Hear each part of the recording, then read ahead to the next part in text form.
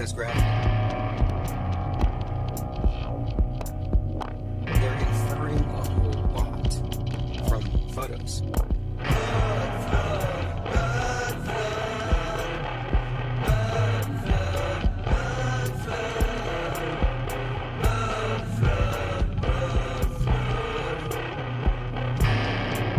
We're just going to sink. And the only buildings that don't sink are the ones that have the foundations built down low enough, built before the last mud flood, maybe even several recents before, inferring a whole lot from photos.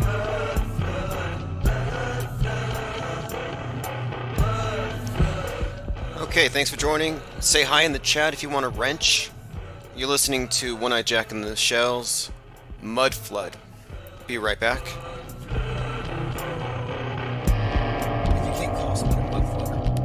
Mud flooders are the people who didn't attend history.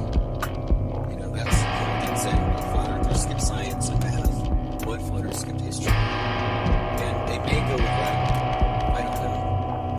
I'm trying to shy away from overarching explanations. Okay. January the 23rd, 2022. The year of Soylent Green. Astrocrete. In fact, there's a Sundance film coming up that has cannibalism as a main feature. There's also a virtual reality flat earth exhibit that should convince the non-believers, which we'll be looking at here. Tonight we're talking about space aids and CYBERGEDDON.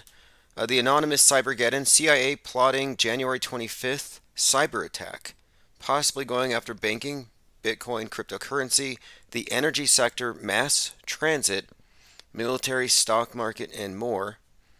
And then we have this: did COVID-19 come from space on a meteorite?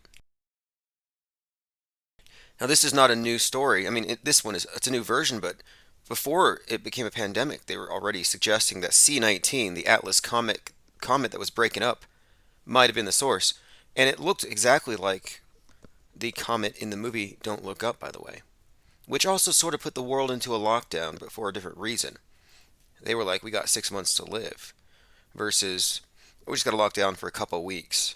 Which, by the way, how are you all enjoying your, year 3 of your 2 weeks to flatten the curve? Luigi's here, says, thanks for the wrench. Yep, anybody who doesn't have one, I'll go through and hand them out, don't worry. And there's a reason we do this. And this was actually, the other night, this was perfectly illustrated. We were watching Chief Crow and the Flat Earthworms while Chief Crow was performing in his tent out there in Antarctica, and there's no space heaters on flat earth or something because he's out there in his parka.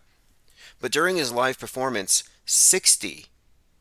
at least 60 trolls came through spamming the chat room with lyrics from a song that came off of the Suicide Squad soundtrack.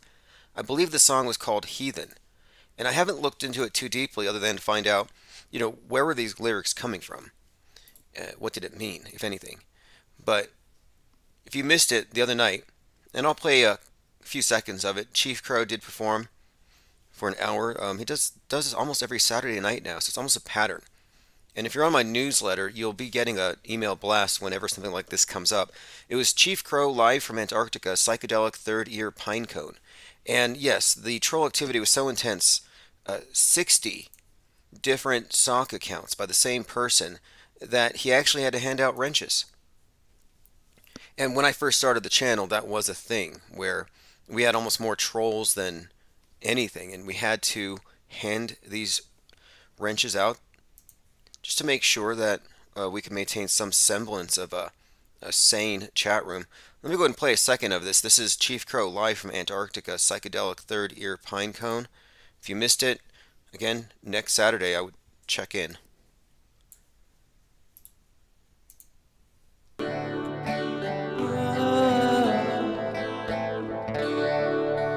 There is no cliff for you and I.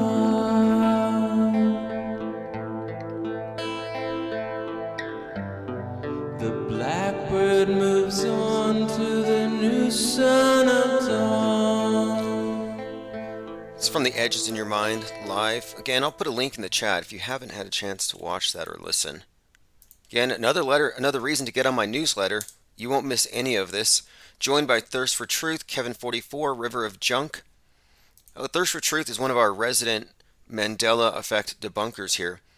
And it's important to keep them in check, the Mandela affected, because they are kind of fundamentalist when it comes to their belief system. And if you don't believe in the Mandela effect, you're considered to be, in their view, an NPC, a zombie, a non-person, worthy of death. They have this thing, we don't like talking about it here. It's called the Forbidden Mandela Effect, invented by Winnie Mandela, the wife of Nelson Mandela. Something they call necklacing, combination of a guillotine and a burning at the stake, which again is something that they do to all people who don't believe in the Mandela Effect, or they would do if they had that power. So, hate to jump around, but let's go ahead and get into this really quick because, I didn't start this, but about a month ago, I had mentioned Meatloaf, the singer, for some reason. Oh, that's right. I was talking about Russian Vids, the biblically illiterate flat earther who says that the Bible is his source of evidence, but he never cites the Bible. He only cites Meatloaf lyrics. So I wrote a criticism about Russian Vids, and the next thing you know, I'm being chastised for being Mandela affected because I spelled Meatloaf as one word. Well, according to Brian Stavely, that's a Mandela effect, that it's two words and that it changed. So he accused me of this. Well, anyway, here we are about a month later. Meatloaf dies, but and right after he dies, Stavely puts out a video. Meatloaf is not dead. Now, I don't know what his evidence for that is, but if you'll notice, Stavely, the guy who accused me of being Mandela affected, spelled it as one word. Again, just catching you up on what we discussed last night. Now, Meatloaf himself is quoted as calling anyone who used the one-worded way of spelling it an idiot.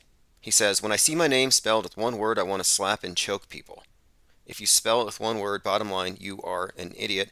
And so that's what he would, that's his response. That kind of invalidates the idea that this represents a Mandela effect, a split in reality, two different realities, because obviously they coexist, or Meatloaf wouldn't be calling it out.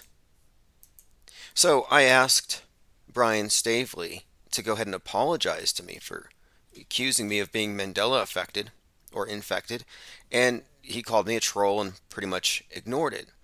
Well, now Russian Vids, the biblically illiterate Bible earther, comes out and he says on his video title here, actually he puts it down twice, even in the thumbnail, that Meatloaf has a dark side. The dark side of Meatloaf, spelled as one word. So, Russian Vids is either an idiot or he's Mandela affected. Take your pick. I guess they could be both. Look at Stavely. Now, this is what Thirst for Truth wrote underneath this. It's Meatloaf, two words. Even Meatloaf himself says anyone that spells his name with one word is an idiot. So there you have it. Russian Vids had to bring this up, and he did cite the usual Meatloaf lyrics, but he admits that Meatloaf is of the dark side, and his reason why isn't because of all the weird cannibalism references or the Fight Club, Project Mayhem, Reset stuff. No, mostly he says it's because Meatloaf in Chaldean numerology adds to 33. That's according to Russian Vids, but Russian Vids also adds to 33. Alright, going through some comments. Moonman says, cut it with that multiple gender crap.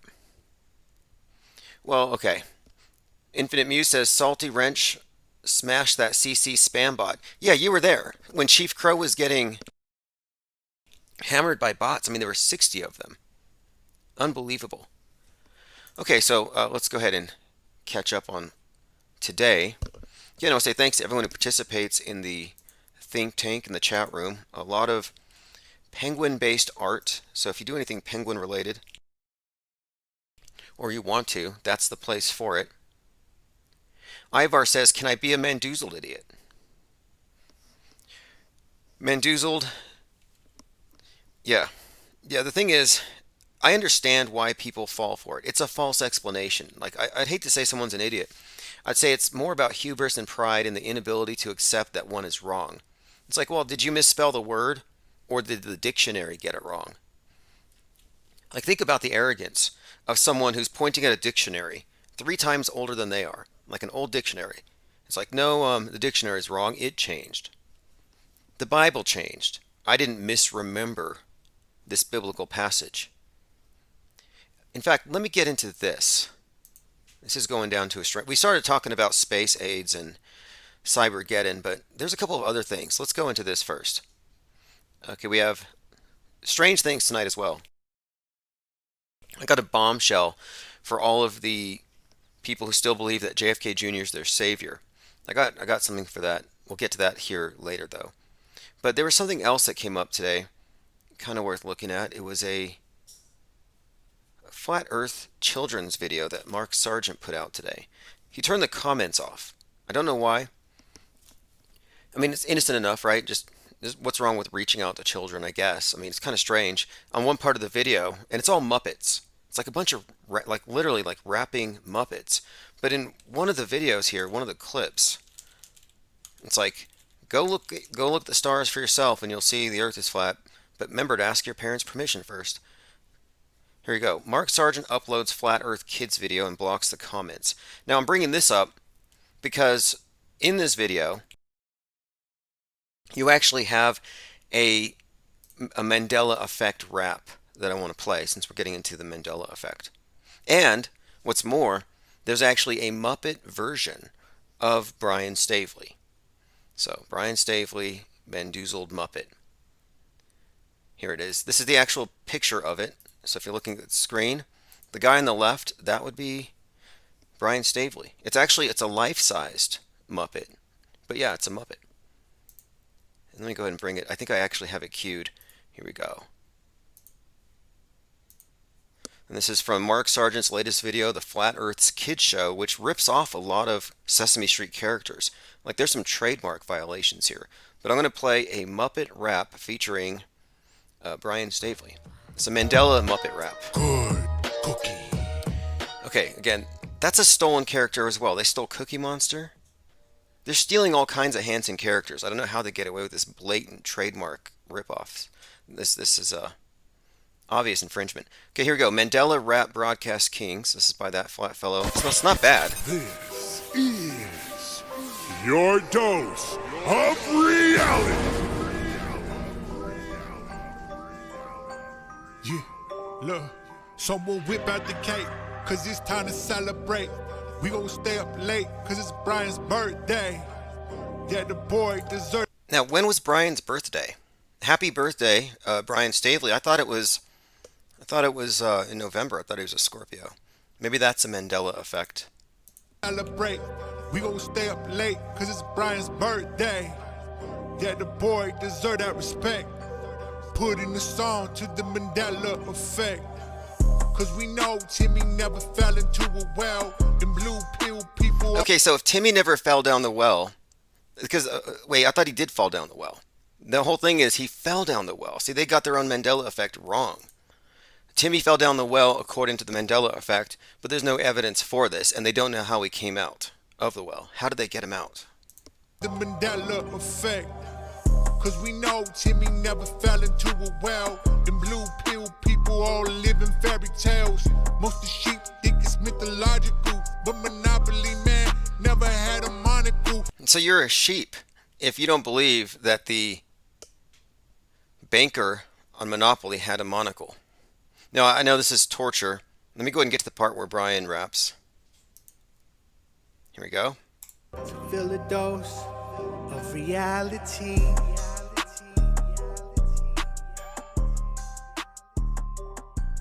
All right, well, there you have it. There's a few other parts in here that might be worth looking at.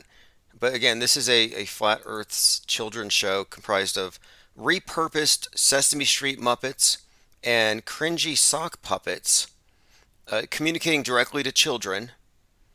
Mark K. Sargent, and it says, try YouTube Kids. It's the Flat Earth Kid Show full version. Let me play about 10 more seconds here. Our Earth. The stars move around us while we remain still, just like in a planetarium. Have a great day, kids. See you next time. And remember, keep it flat. Oh God. Who are these voices? Was that Mark Sargent and Patty Steer? Using their own socks? Like they're not even good sock puppets. Okay, let's move on. It's literally an hour of, I watched it. It's an hour of Flat Earth and Mandela Effect Muppet raps. With the occasional schoolroom thing with these sock puppets, like dirty sock puppets. Okay, I have one more thing here. This was posted in Discord. No warning labels. I don't know what it is, but it's got audio. When this is all over, the headlines, you could look all throughout your feed, and I'm going to show you reality residue of this. But just remember, I've actually covered this before. This is another blessing given to me by the Creator to wake people up. In my opinion. It's very timely. Obviously, I'm saying it's timely. He allegedly died today or whatever, so it's timely in that manner that I'm going to address it. But it's timely because I just brought this one up about a month ago. Okay, he's talking about how it's timely that Meatloaf died because he can bring up the Meatloaf Mandela Effect, which isn't a Mandela Effect according to Meatloaf. And he said it's a blessing from the Creator, from God, that he's able to use Meatloaf's death to promote the Mandela Effect. Well, it wasn't a blessing from God, Ryan. It was a blessing from me. I'm the one who brought up Meatloaf making fun of your daddy Russian vids, and that caused you to call me infected with the Mandela Effect. So again, he can thank me for this, but Timely in that manner that I'm going to address it. But it's timely because I just brought this one up about a month ago. Meatloaf is now 2 words. Okay? Now, we're going to get into some... it is now 2 words. words. All over. Because, yeah, apparently it used to be. It used to be 1, now it's 2. Right. Okay, let's move on. Let me go through some more headlines really quick here. There's actually a pretty decent SNL skit. They bring back this MacGyver parody called MacGruber. I'm not going to play it, but when you watch it, you'll see just how made to order a lot of these fake conspiracy theories are for the left to make fun of the right. I think they're planting a lot of this stuff. And you'll see if you watch this Saturday Night Live piece. But, I mean, it's amazing to me how there's nothing within the whole QAnon thing or even the Trump camp that says put on animal skins and run around with a spear. But they have made that the face of the right. It's just bizarre to me. But this is Clown World. Now, this looks actually decent. So, this is coming up in March. It's called the Flat Earth Virtual Reality. Now, this is a trailer, but as you'll see, it's basically a simulation. Drinking water before... It's a simulation, kind of like the thing that they took up to space recently with Captain Kirk. Oh, wait, no, that wasn't a simulation. Never mind. But basically, this is a capsule with screens on the walls, and it's going to be a very convincing virtual reality going to space. And it's going to be available, like it says here. Okay, it's part of a Lucas Builds the Future episode. But anyway, take a look.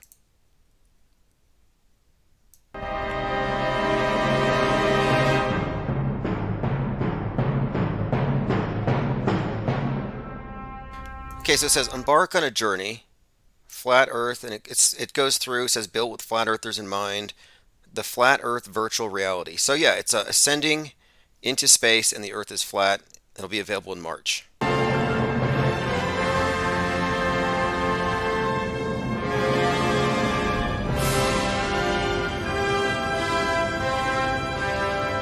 But even with these, and it's always a parody, but even with these, what they still get wrong are the fundamentals here. Literally nobody has ever suggested that the Earth is some kind of a pizza disc floating in space. The very topic of flat Earth is actually more about negating the concept of outer space as it's been presented. So this is 100% just a false model. Why they do this? Well, I think that's part of the strategy of keeping the conversation very limited. Because really, I think it should not be about flat versus round, but about open versus closed. And every alternative to the globe, including the flat with the dome, is still a closed system. And I think that's the thing they want to maintain. But anyway, Flat Earth Virtual Reality. Let's see. I'm surprised they haven't censored that. I guess they won't censor it if it's parody, though. All right, let me go ahead and check in on the chat here. Again, we have a couple different chat feeds. I'm keeping up with both of them. We're going to have the return of the 24/7 stream very, very soon. Joined by Dash 3342, Azul Yogi 33, Benton Infinite Muse, Rudy and the Dogs. All right, glad to have all you here. Okay, let me go ahead and play this. This is the bombshell I wanted to bring up about JFK Jr. So in 1998, about a year before he fake died, JFK Jr. makes a joke about a 9-year-old Monica Lewinsky, pizza, and the future sex scandal involving President Clinton. So I'll let you hear it for yourself. And remember, this is way before QAnon. This is 1998. This is on TV. And again, he's, as you'll notice, using pizza. To have someone who sent us Monica Lewinsky's poem that she wrote in 9th grade. Actually, not in 9th grade, when she was a 9-year-old. Now, okay, now the audio is not the best, but what he says is, we have a poem that Monica Lewinsky wrote, and he published it in George magazine. So in his magazine, George, he published a poem that Monica Lewinsky wrote, not in the 9th grade, but when she was 9 years old. And I know I'm going to rot in hell eternally for this, but can I maybe just give it a sample? Yeah, give a sample. Okay.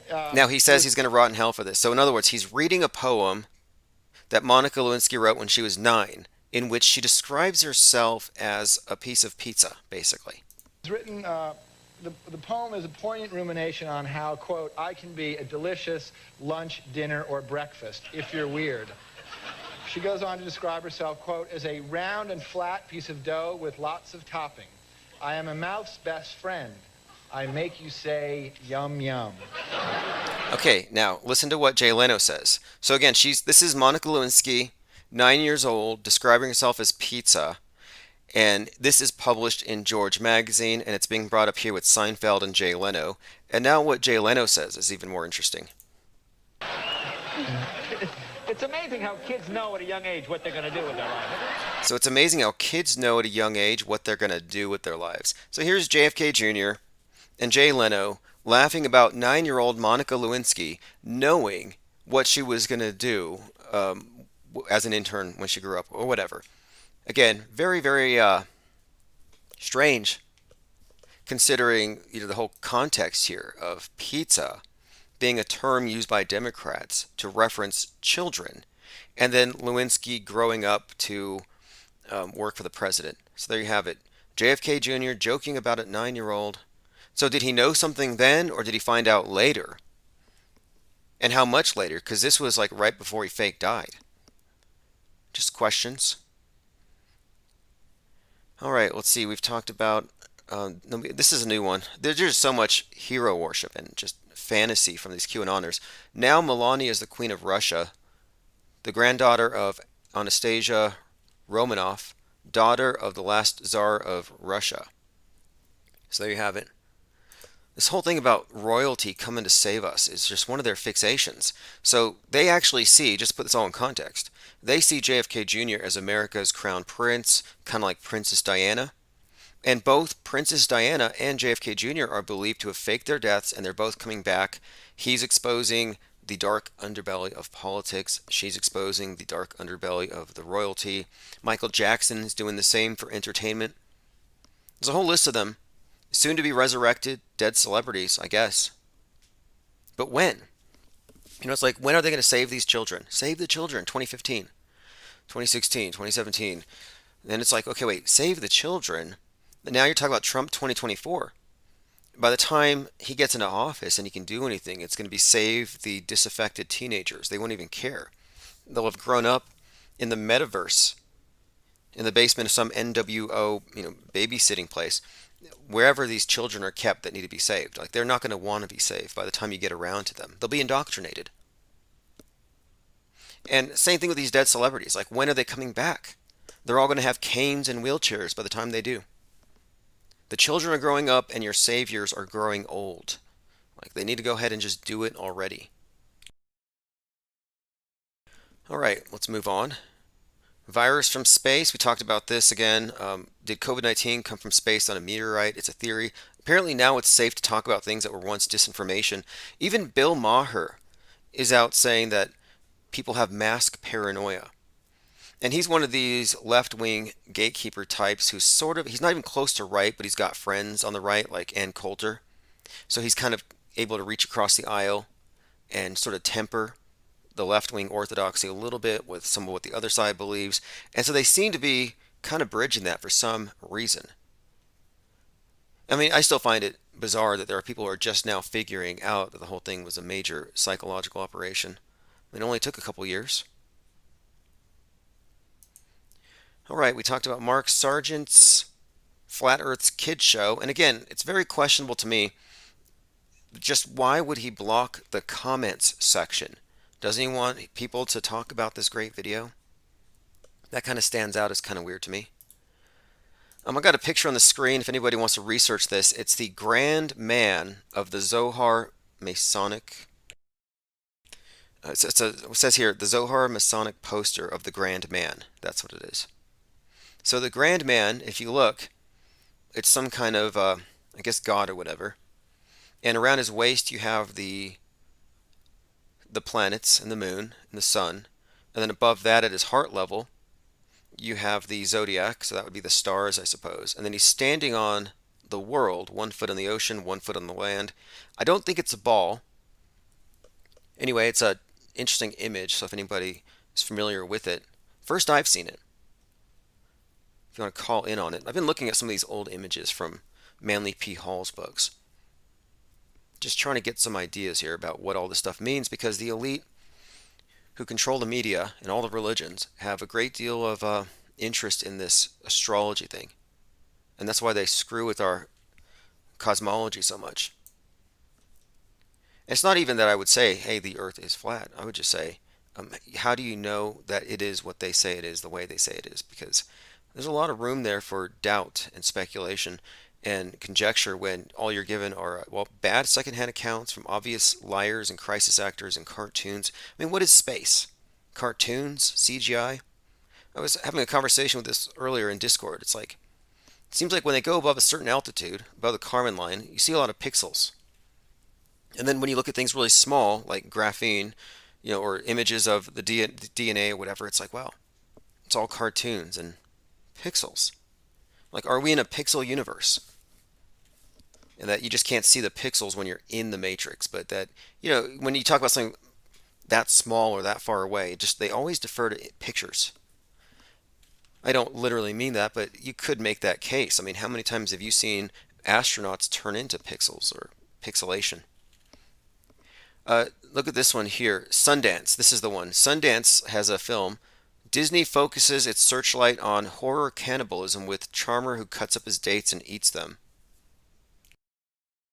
2022 again, year of Soylent Green, acclimating people to the idea that we're recyclable and that it's okay to compost your loved ones and eat them. In California, I think you can compost your loved ones, and that's what the founder of Earth Day actually did. The founder of Earth Day actually put his girlfriend in a compost heap. Okay, yeah, it says here, it's called Flesh, a horror movie premiering at Sundance, and it's about eating people. It says, yes, it's Disney, it's not parody or satire, it's just about a doctor named Sebastian Stan who kidnaps women, carves pieces out of them for sale to high-paying customers. Anyway, it's called Fresh. It's about a doctor who serves his dates. I'm only bringing this up because it popped up in my feeds, and I'm like, cannibalism is really being put out there into the zeitgeist, and it's a reoccurring theme in a lot of these, like even this topic of astrocrete, of donating your blood and mixing it with lunar soil to make bricks. You kind of see what they're getting at. Even the ISS, they're constantly talking about how they're recycling everything constantly. All right, let me see, going through comments. If anybody wants to call in, let me go ahead and open my phones too. 833-311-1984. I was watching this TV show called Humans, and it's about what I've been saying. I've been saying lately that I don't think Terminator 2 is going to happen, or Terminator 1. I don't think robots are going to rise up and kill us. I think they're going to replace us as cashiers, as drivers, as spouses. Like it'll be a slow takeover where they make us codependent, they make us weak, they make us lazy. And I think that's how the elite will subdue the masses. And that's kind of what happens in Wall-E, one of these futuristic movies where people are in a space ark and robots attend to their every need. Meanwhile, the robot that the robot mind that controls the ship like Hell 9000 is in all likelihood recycling the dead and putting them into the smoothies, which explains why the people are so corpulent. But again, just talking about these various movies, and this new one I'm watching called Humans on Amazon is about robots in people's homes, and it's a slow takeover. So it's not Terminator, but it's kind of the same thing, except it's like slow motion takeover. Going through comments, Snipey says, "Yo, we can all agree government's not legitimate anymore. If you're pretending the Democrats are different than Republicans, you are honestly stupid." Well, I would disagree. I mean, definitely they're both statists, but it would be very, very simplistic to say they are the same. They're definitely not. They are diametrically opposed, which means they're different. I mean, it's the same game. Like you could say they're the same. They're pieces on the same game board, playing the same game. But to say they are the same is willfully ignorant. And I think ignorance is really the main enemy here. The media insists that you remain ignorant and that you don't understand the even down to these party politics. They have it really to the point where if you don't take sides, you're kind of an enemy of the state. You're a conspiracy theorist if you don't trust either side. This is why I think they spend so much time and energy just really condemning anybody who doesn't believe MSM as some kind of a terrorist in waiting. But yeah, I don't know anybody who actually buys the stuff, honestly. And as far as the conservatism, it's dead. Trump killed it. Trump turned any remaining vestige of limited government conservatism into statism. They're all fascists. Proud Boys and Soy Boys. All begging for the favor of daddy government. Okay, let's see. All right, phones are open 833-311-1984. How trillion-dollar space economy is threatened by debris. The space economy is on track to be valued at $1 trillion by the end of 2030, but assets are threatened by space debris, which didn't exist until this summer.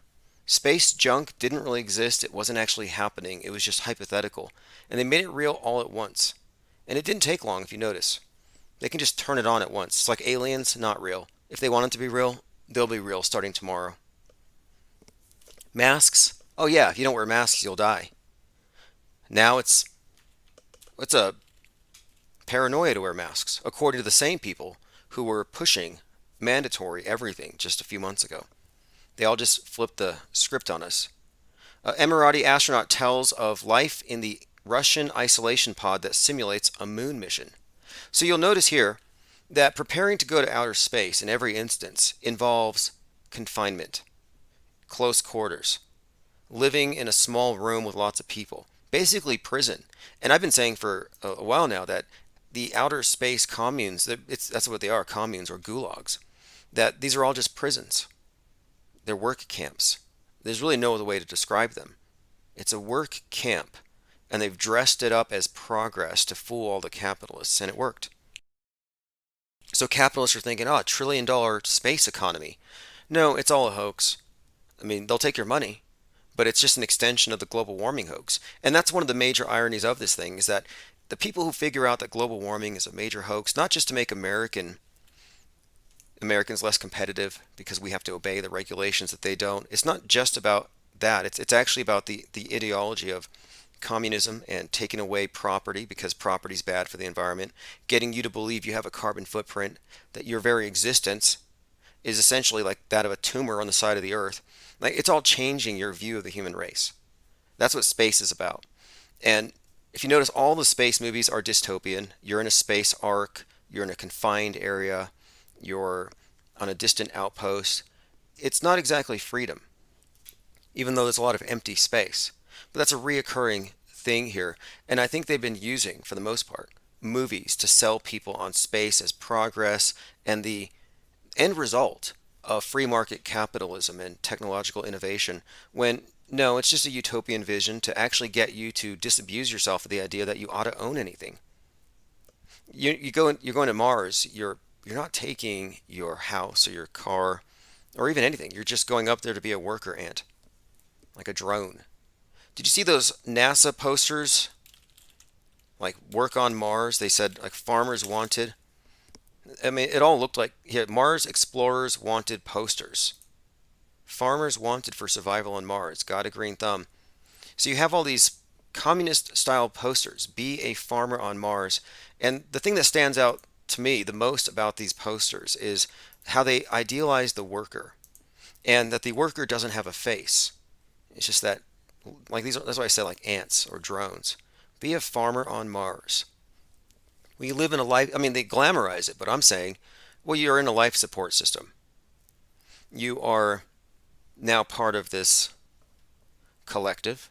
You're in an arc. You're no longer free as you once were. But they glamorize this. And of course, to go up here, you're leaving the world behind. It's a holy mission in a way, because you're saving the world.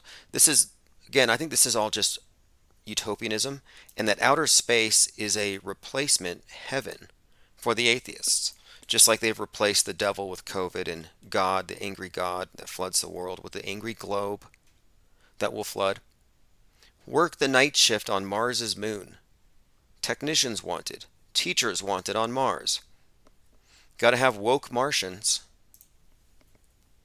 But I think what they're actually doing is they're getting you to accept the ideal, the utopian concept that they've created for Mars. And well, the way to live up on Mars is actually perfect, because that's sustainable.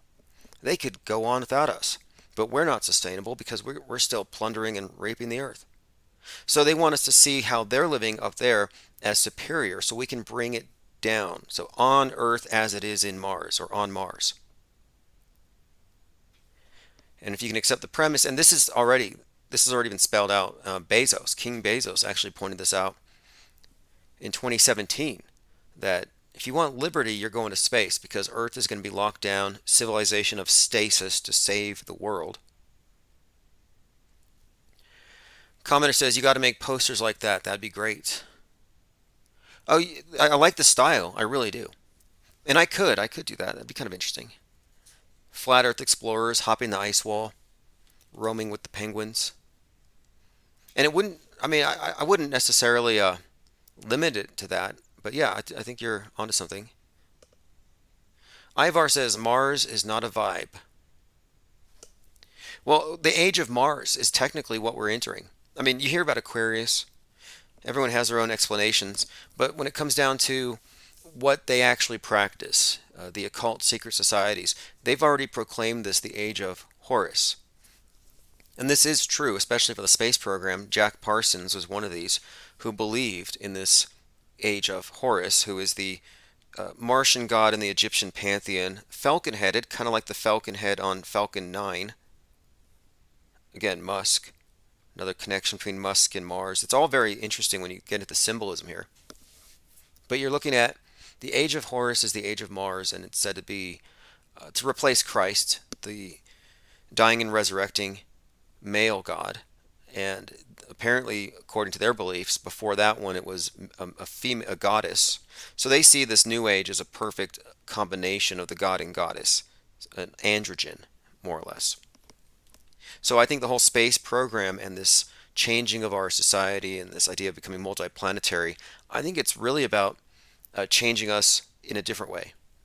And I think it's more about this new age than actually going to distant plots of land. All right, let's see. I'm going to go through my Twitter feed. If you haven't checked it out, it's Real Tim Ozman. Spirit Jordan says, greetings from France, the best podcast on the internet.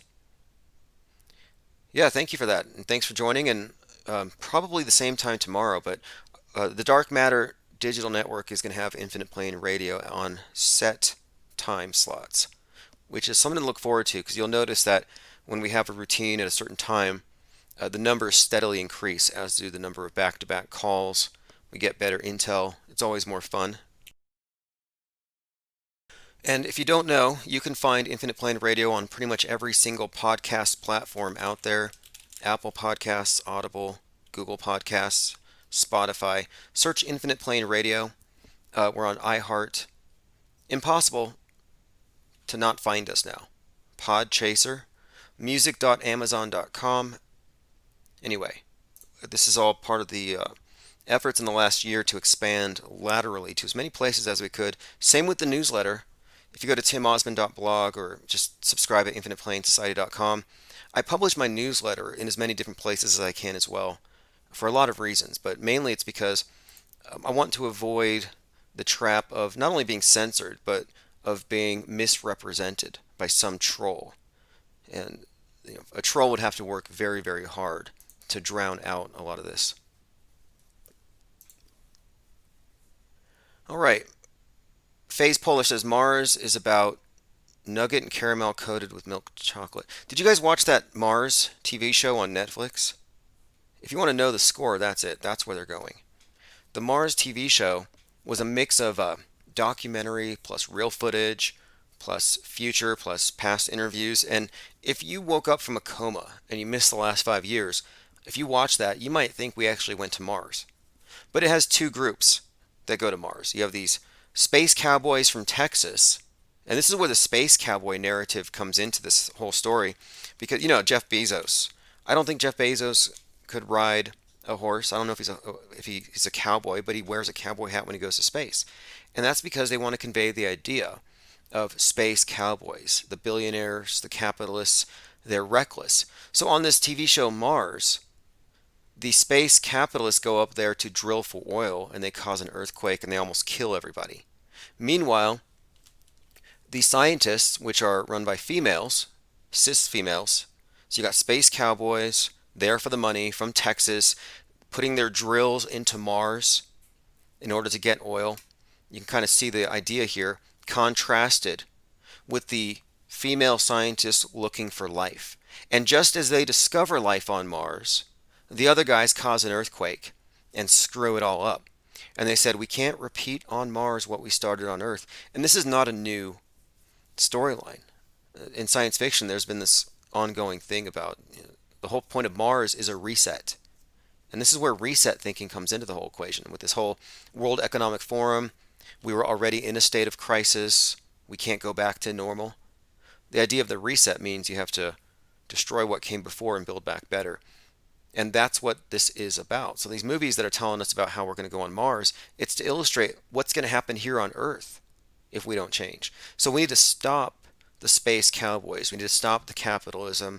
We can't breathe because they're killing the atmosphere. We can't breathe because the police, which are part of this system, are oppressing the poor. They have all these different ways they've layered this narrative. The most recent way they've added on to it, and it ties into this whole thing, is space heaters. Space heaters are the reason for the fire on 1-9. And we already talked about this, but in Bronx, you had a 19-story building. They said 19 died on 1-9. Very 9/11-y. And those are just a few of the little hints. It was the Northwest Tower. So we're looking at this, and the storyline here, though, is the fire was started by space heaters. So space heaters being brought up at the time when space war is heating up. Space Force is doing drills right now because of the space wars, the contention above. And then you have climate change. And the space wars are definitely along these lines of left versus right, capitalism, communism, where all the capitalists are causing the climate change. So space heaters is kind of suggesting here things are heating up, and the space war narrative is about to kick in, and the next 9/11, and that's where the burning tower comes into it there in New York, the next 9/11 is going to be something from space. Now, what even makes this even clearer to me is that ever since this, the topic of space heaters has been brought up as another example of capitalism oppressing the poor, and that the space heaters themselves are symbols of inequity. Deadly Bronx Fire puts a focus on space heaters that some see as symbols of inequity. So you see here, billionaires aren't sustainable with their mega yachts because now the poor, who are required to heat their homes up because they don't want to die, but also they have to use heaters, space heaters. But they're also having to heat up their homes because the weather's more extreme because of people like Bezos and their massive carbon footprints. People like Leonardo DiCaprio. Leonardo DiCaprio says we have 9 years left to live. He says, oh, in 2030 we're all going to die because of our carbon footprints. He must assume because of his actual tiny footprints, if you've seen his feet, that maybe he doesn't actually have any culpability here, that it offsets his carbon footprint, but I don't think so. Guy drives a mega yacht. In fact, I have a picture of his feet if you haven't seen them. It's just the bizarrest thing to me. But yeah, you have this guy who's a major carbon polluter, carbon super spreader. One of the causes of the world flooding. He's bringing in the iceberg that's going to hit Titanic Earth. Yeah, here it is. Leonardo DiCaprio's excessively large carbon footprint is counterbalanced by his tiny actual footprints. Take a look at that. World's biggest climate hypocrite. But anyway, this is, as you can see, this is just the story, and you can kind of see where it's leading us. And the space war narrative, where the space heaters are being brought up as symbols of iniquity, well, this is caused by people like Leonardo DiCaprio. He's the cause of that fire.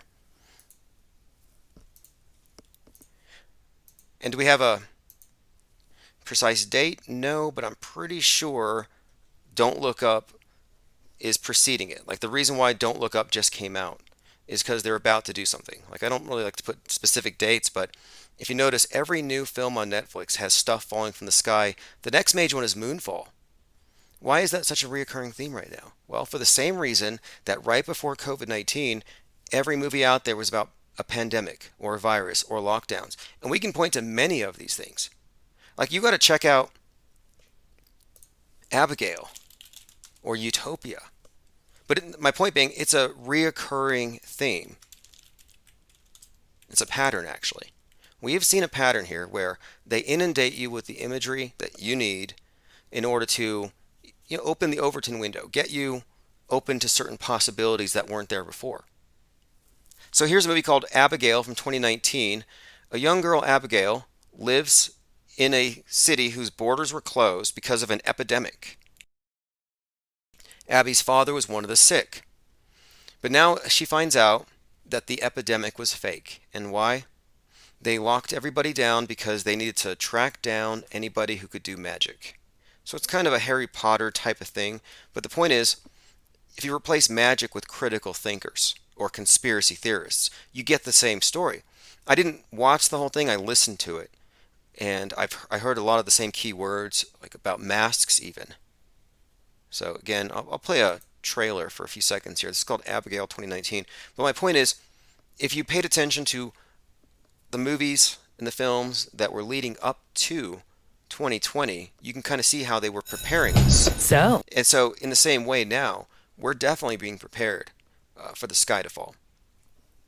I don't think the moon's going to fall, but I mean, and what's more likely also?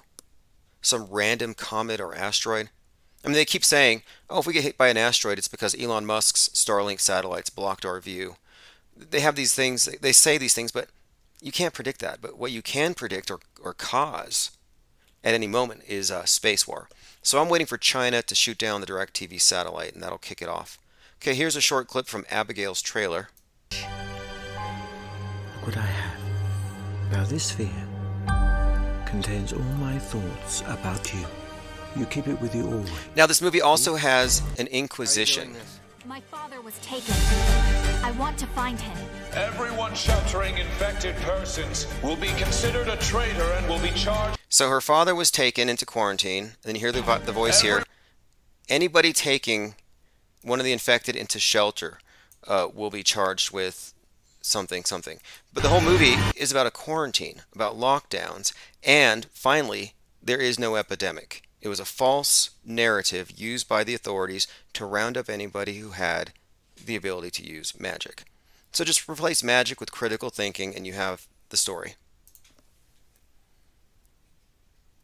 Mary Smith says Abigail has bat in it. Oh, bats have actually been pretty prominent in causing the world to end in many movies. I just didn't notice it before. Look at Daybreakers, a movie about a vampire virus taking over the world. Came out in 2009. And it's like in 10 years, in 2019, the world is infected by this virus. And it starts off with this poster and it says, "It all started with a bat."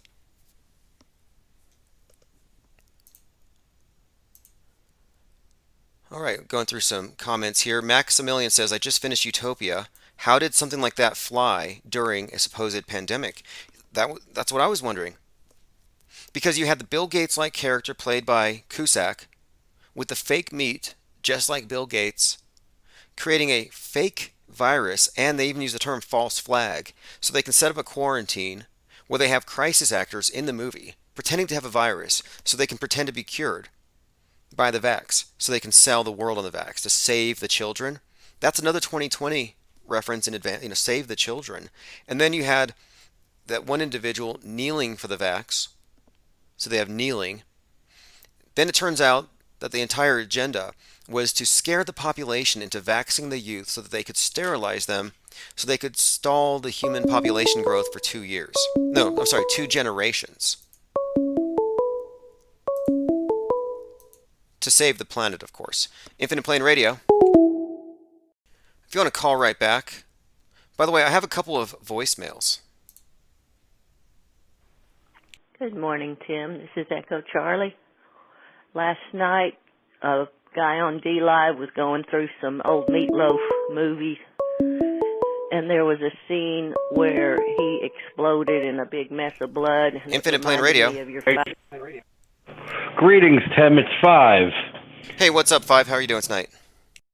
I'm chilling, brother. I just thought I'd pop in and talk about the 100 monkeys in Pennsylvania. Oh, the escaped monkeys. Yeah, what was the story with those monkeys? A trailer crashed into a pickup truck, which, first of all, it's very weird that you would use a domestic furniture trailer that's supposed to go on the back of a station wagon to transport 100 medical monkeys.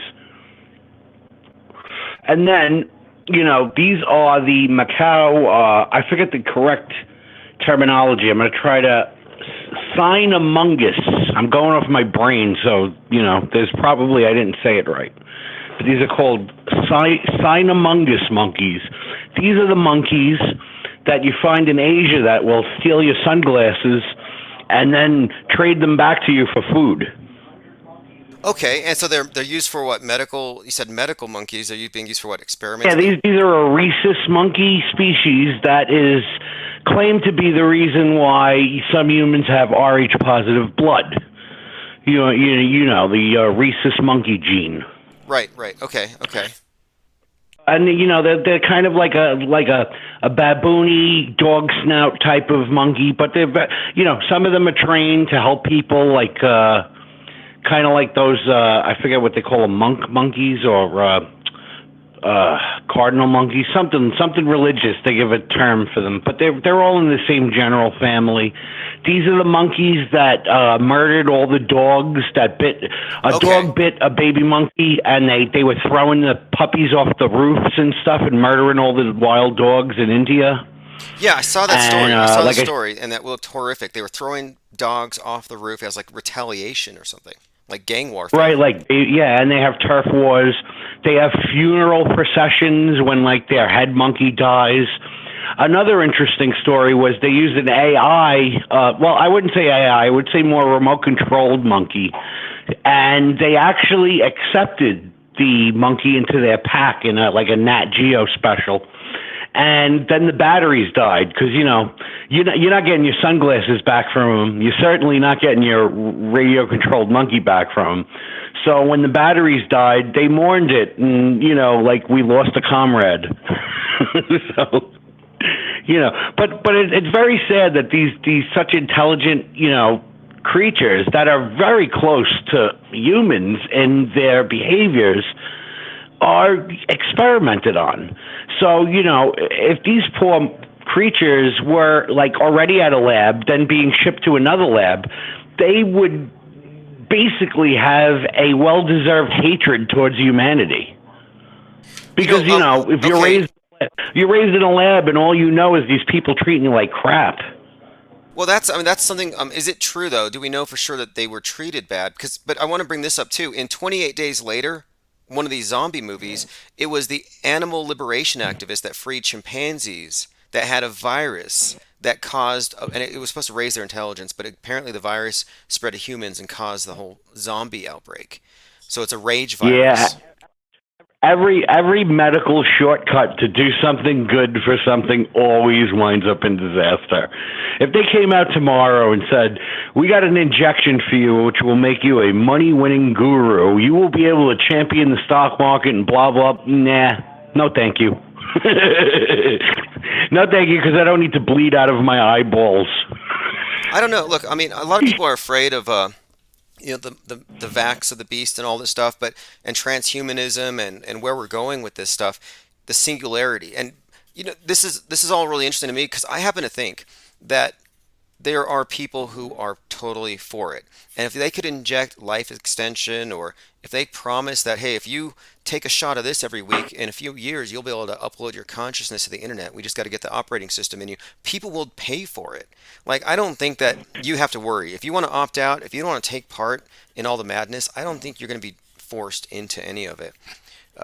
But No, that's exactly, it's like ancestry DNA. I can't believe these idiots. We'll tell these idiots, basically what subcontinent their lineage comes from on both sides. Oh, well, what do you know? You're 50% Asian and 38% European and 12% African. Hey, wow. but what do you make of it, though? But meanwhile, you look at the guy and what do you make of the monkeys, though? What do you make of his the monkeys? grandmother's Jamaican, he's got a Korean grandpa somewhere down the line, and his last name is McDonald. You know what I mean? You don't need this thing to. I think Ancestry.com was like something really good for like people who were orphans and had no word to mouth story about their origins. You were raised in an orphanage or something, you had no clue. Let me ask you this could question. find out, hey, you know what? I got a brother here, I got a stepbrother there. Okay, what is the are you assuming that this is a real crash and he's really escaped, or are you thinking this is some kind of a Well, a I psyop? just seen a post that said all of the monkeys are accounted for. So maybe it's over, but it had all of the makings of that movie with oh God, what's his name? Tootsie. Dustin Hoffman. What was that? Outbreak was the movie in the 90s or the late 80s?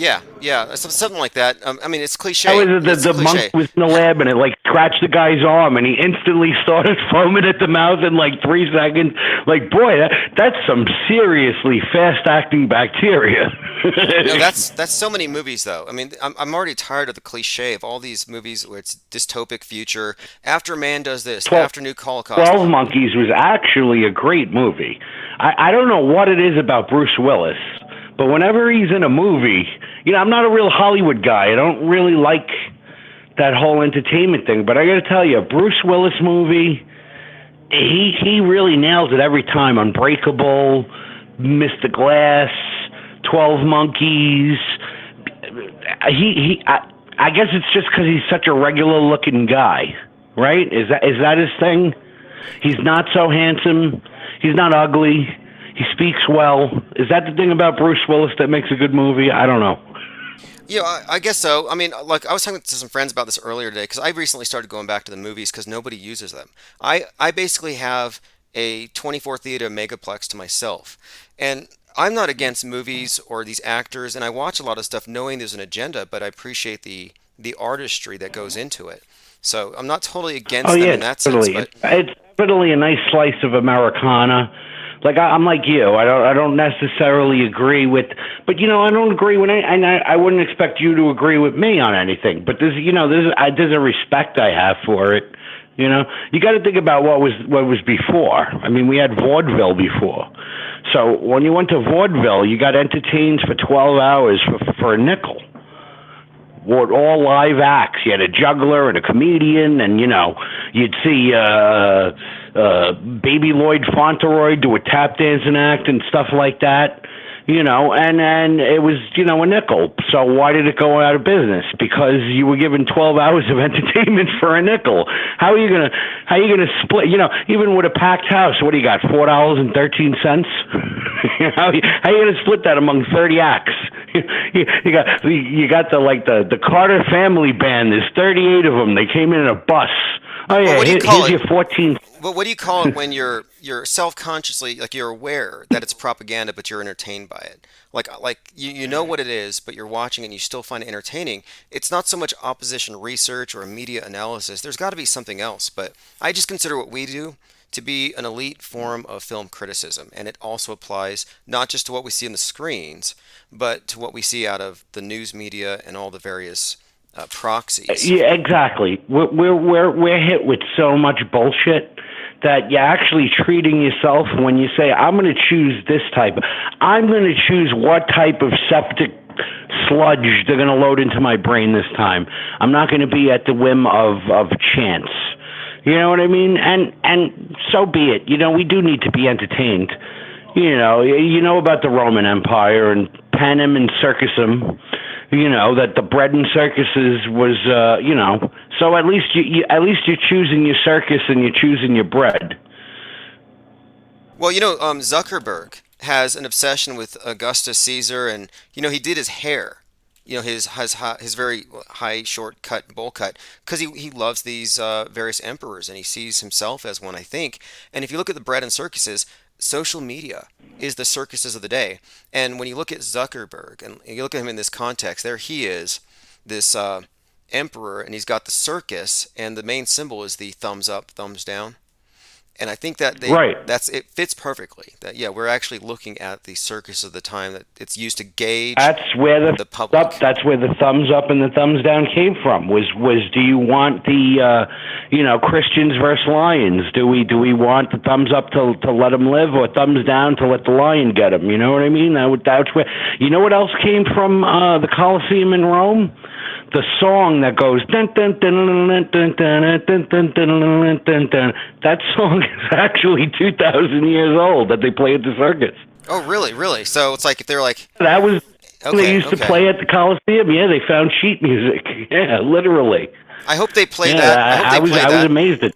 I hope they play that when they start sending when they throw the anti-vaxxers to the lions. That's what they need to play. Well, then I guess I'm going to the Lions, man. No, I don't think. I say? You know what I say? Here's a little tip for you. Onions. Eat a lot of onions. Because felines get poisoned by onions. So if they're going to throw the anti-vaxxers to the lions, just make sure you eat some onion. So at least you could put a dent on the lion population. No, I hadn't heard that. That's interesting. No, I don't think things are going that far. I mean, really, they push as far as they can. They get what they can, and then it goes back the other direction. Bill Maher is saying that you're a paranoid if you're still wearing a mask. Yes, and he's one of the last real liberals. Like, when we were saying before about politics, I'd say Bill Maher and Joe Manchin are the last two real liberal Democrats left in America. A liberal is supposed to be freedom of speech, anti-war, equal rights. And if you look at what the Democrat Party is now, it's everything but that. They don't want you to speak. They want to go to war. They're all just craziness. It's the exact opposite of what they were. John F. Kennedy would probably be a Republican if he was alive today, because the Democrat Party is more communist than anything. Yeah. Well, supposedly, if the QAnoners right, JFK is not only alive, but he's MAGA. Like, he wants to be. Well, according to the QAnoners, his name is oh God, what's his name? Juan O'Savin. Yep. They say that Juan O'Savin is JFK Jr. And he wrote a book called Kid at the Side of the Road. Now, when you think about the video of John Jr., there's always that little picture of his dad going by in the parade, and he's dressed up in his little coat waving to the coffin of his father, the kid on the side of the road. That's, I don't know what it means. But also, when you mentioned Zuckerberg, I wanted to tell you, did you see that email that he had? they let out an email from Zuckerberg where he goes, the mRNA injection may change your RNA or your DNA, but we really shouldn't talk about it. Yeah, I recall. I recall that supposed. I haven't checked Snopes, but it seems legit. Well, Snopes. I mean, all that means is, if it comes out false, it just means they paid the hooker and her boyfriend. God, you're right. I forgot about that. You're right. The owner of Snopes turns out. Yeah, you're right. You know what it is? I think this is what it is. I think they overload the every story with so many side stories and so many tangents that can veer off like a family tree, that you could never keep count. You could never explain anything to anybody because everybody has ADD. And for you to get a point across, you have to boil it down to 45 seconds or people lose their attention. And you'll never get that today because everything is so complex. You can't spit it out in 45 minutes. 45 seconds. Let me not 45 minutes. No, I know what you mean. This is why we have the media. We have Twitter. Funny thing about Duck was that the law came out. Well, the rule came out on Facebook that anybody talks about modification of DNA or RNA in the injection, you ban their post, you give them a strike, whatever the case may be, as false information. But here is Zuck breaking his own rule. You know what I mean? So hypocrites are we. Sure. Yeah, exactly. Zuckerberg and all these other people they're so out of touch. They're all also merging us with this metaverse concept, which I think is also part of the lockdown culture, getting us used to the idea that it's better indoors in your basements with your pizza pockets and out there exploring and observing anything that might contradict what you see in the news. And they are putting people into it. If you look at his agenda, right, they moved to Hawaii or whatever, and he bought beachfront property, and then him and his wife wanted to ban everybody from walking on the beach that's between his property line and the ocean, which is public land. He wanted nobody to walk there. You understand? So if you think about it like that, if his goal was to not have people on his beach, what better way than a lockdown? If you're a billionaire who travels by car and you hate all the traffic in New York City and LA, what a great year and a half you had during COVID to go about your business and everything with nobody on the road. You know what I mean? And that's almost like a teaser to them, the carrot on the stick. Say, listen, if we get down with this population control, it could be like this forever. Yeah, that's kind of what I was thinking when I went to the theater the other night. I really felt like, hey, this is what it would look like if there really was a pandemic. And moreover, this is what their model is for the future, where you get people down into their basements, into their homes, get them off the streets to save the planet, lock down because asteroids or the pandemic. But whatever it is, I think what they're doing is they're making the bread and circuses so good that outside doesn't compete. And I think they're pretty much there for most people because I was at the theater the other night and there's literally nobody there. I'm like, this doesn't make sense. Yeah, nobody there. No line on the popcorn. No line to buy a ticket. Any seat you want. No weird person that smells funny sitting next to you. Nobody talking at the TV, talking at the movie screen. Right? All the annoying. No, like 15 people crunching their popcorn at once during the silent parts. Yeah, it was perfect. I liked it, and the chairs reclined. Hey. As a fellow comedian said in the 80s, no cinemuck on the floor. Yeah, I can understand that. We used to go to the movies in the Bronx. The floors were so sticky that if you didn't have your shoes tied tight, you'd lose one when you got out after the movie. Your foot would be like duct taped to the floor from all the spilled soda that they never mopped. God. Yeah, no, it's funny. I can recall. I know the feeling of Nike sneakers sticking to the floor. Yeah, muck. You got cockroaches giving themselves amputations just to get out of there. Man, that's funny. We were actually talking about was it the James Holmes shooting up that theater the other night, and I was doing some more research into that psyop, and the opening trailer to that night where The Dark Knight Rises premiered, where everybody got shot, was a Sean Penn film, right? Where these gangsters come through a movie screen and they shoot everybody. and shoot at people through the crowd. So the people were so confused. If it was a real story, the story was that they were shooting at us at the screen, and then when the guy was really doing it, they figured it was part of like a live actor hired to be part of that preview, or, you know, they didn't know what was going on, supposedly. Like, like a layer of vision. And now you have a company called Axiom that's building a movie studio that's going to attach to the space station. So if the space station's just a movie, then now you have a movie studio within a movie set that the public doesn't know is a movie set. It's really remarkable what they've done. I mean, they've really put humanity into a simulation in advance. We're already in the metaverse, even without the Oculus on. If you believe what they show you on TV, you're already kind of in it. Yeah, exactly. Like I just hear people talking like all the time, generally around me, and it's like I'd say 90% of the people just repeat everything that's on the news. Like, well, if you don't get your vaccine and your booster, you shouldn't be allowed into stores. Do you understand what kind of totalitarian nut you sound like? You know what I mean? So let me ask you a question, and they'll be like, what? And I'll say, what happens if they find out that everybody who's been taking these injections now loses their immune system and becomes carriers of diseases that we would never have gotten unless you've gotten your immune system tinkered with?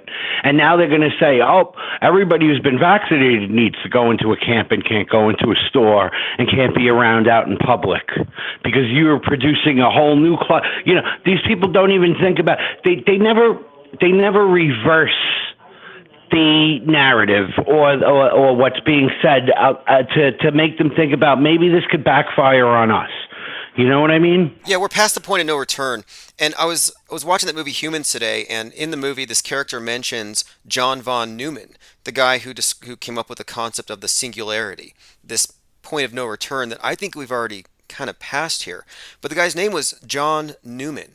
And I was thinking, that's a very world stage name, because the new man that they're creating, the one that's going to be technologically enhanced, is completely different from what we're used to. I mean, that's why the idea of Americans and free speech. Think about the movie star, Paul Newman, right? The Color of Money and the hundreds of other things he was in. And that he has his own dog food and organic food line and all this other stuff. Jay Leno and Paul Newman were eating his dog food out of a can on television because it's all natural. You know, he said, I would never put anything in my dog food that I wouldn't eat. And they whipped out a spoon and they were eating it on the Tonight Show. You could probably Google the very Soylent But, Green. you know, new man. You know what I mean? It's all there for a reason. And I'm sure if you were to research him, that wasn't even his name. His name probably wasn't Paul, and his name probably wasn't Newman. Right. All right, let's see here. It might have been like Lipschitz, like Ralph Lauren. You know? Why did you change your name to Ralph Lauren? Because who would buy pants that were called Lipschitz? Good question. Hey, if your lip shits, my asshole whistles. Hey, have you seen Thick Like Zuckerberg? I'm going to play this next. If you haven't seen it, it was just recommended to me in chat. So Zuckerberg, you know, he's one of these elitist types or whatever, big billionaire. He's thick in that sense. We always see him flaunting his what is that? A hydroplaning boogie board thing he does. Anyway, I got this track. You got to see this video. It's by JT33, Thick Like Zuckerberg. All right. So I'm going to hang up the phone and go inside because, you know, I'm not trying to give you feedback.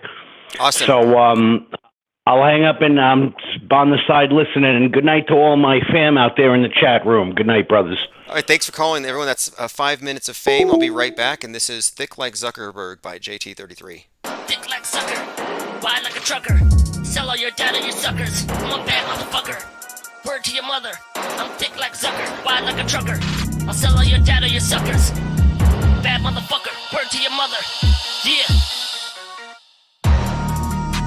I'm thick like Zuckerberg. Calculate calculus like I'm a cyborg. I'm the mad Facebook hatter.